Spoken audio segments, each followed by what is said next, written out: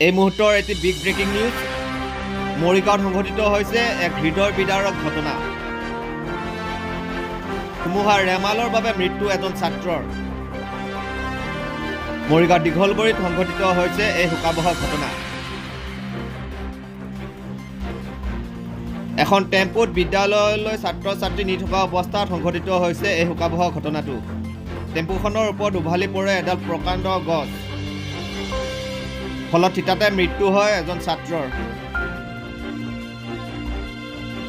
ছাত্ৰজনৰ নাম কৌশিক কামফি বুলি জানিব পৰা গৈছে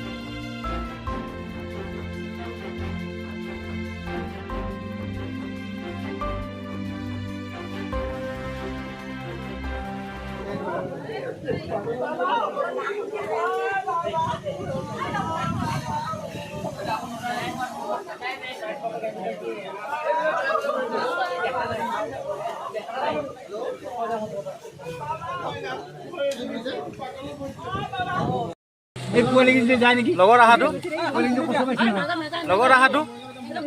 এই লগৰ আহাটো